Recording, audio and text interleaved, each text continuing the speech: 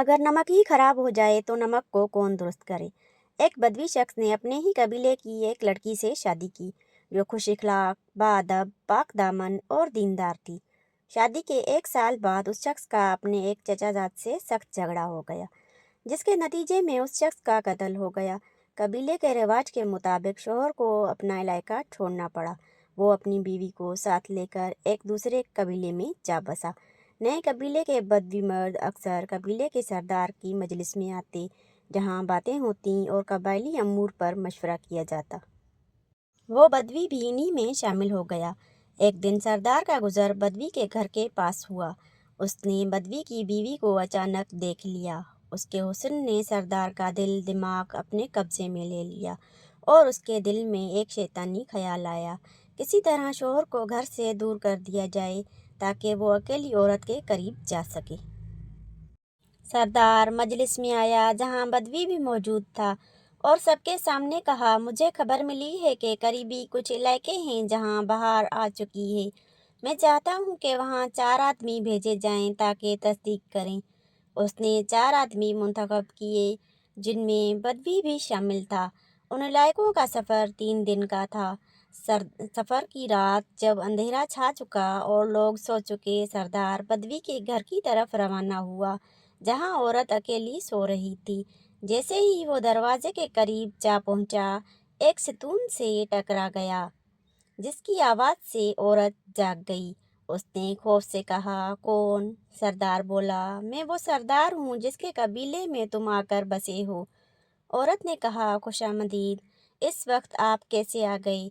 सरदार बोला, मैं तुम्हारे हुस्न का उस दिन से गर्विदा हूँ जब तुम्हें पहली बार देखा, और अब तुम्हारे कुर्ब की ख्वाहिश है।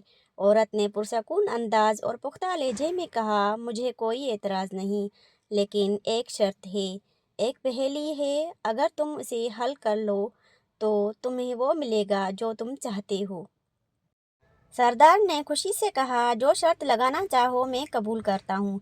औरत ने कहा, जब गोश्त खराब होने का खदशा हो तो उस पर नमक छिड़का जाता है, लेकिन अगर नमक खुद खराब हो जाए तो उसे कौन दुरुस्त करेगा? फिर कहा, तुम जिसे चाहो मदद ले सकते हो। अगर तुमने जवाब लाकर दिया तो तुम्हारी ख्वाहिश पूरी होगी। सरदार अपनी रिहाइशगाह पर वापस गया, हैरान और परेशान। पूरी रात सोचता रहा मगर जवाब ना सूझा।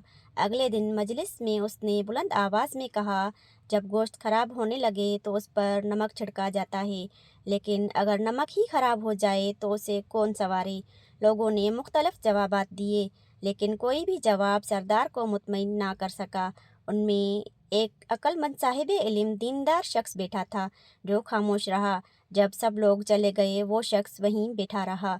सरदार ने गुस्से से कहा, तुमने मेरे सवाल का जवाब क्यों नहीं दिया? उसने नरमी से कहा, मैं तन्हाई में आपसे बात करना चाहता था। ये पहेली दरअसल इमाम सुफियान अल सवारी के एक शेर का मिस्र है। ए इल्म वालो, तुम नमक हो इस ज़मीन के, अगर नमक ही ख़राब हो जाए तो उसे कौन दुरुस्त करे?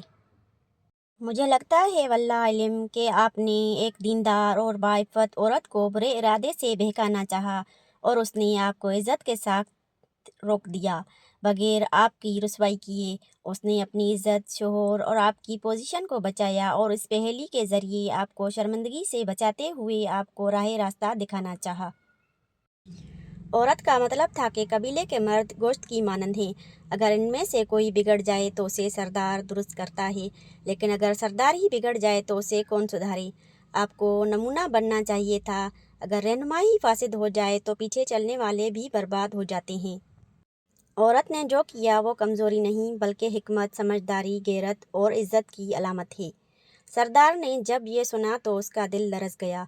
वो शर्मिंदा हुआ, अपने अमल पर पछताया और कहा, तुमने असल बात कही है। मेरी गलती पर पर्दा डाल दो। अल्लाह तुम पर दुनिया व आखिरत में पर्दा डाले। निगाह में हकायत, अक्लमंदों की मजलिस इख्तियार करो, बेवकूफ़ों की नहीं, क्योंकि अक्लमंद बड़े होते हैं और एक अक्लमंद की बात हज़ारों शैतानों को रोक सकती है। पाक आपको और हमको बुरी आदतों और बुरे शरों से महफूज रखे।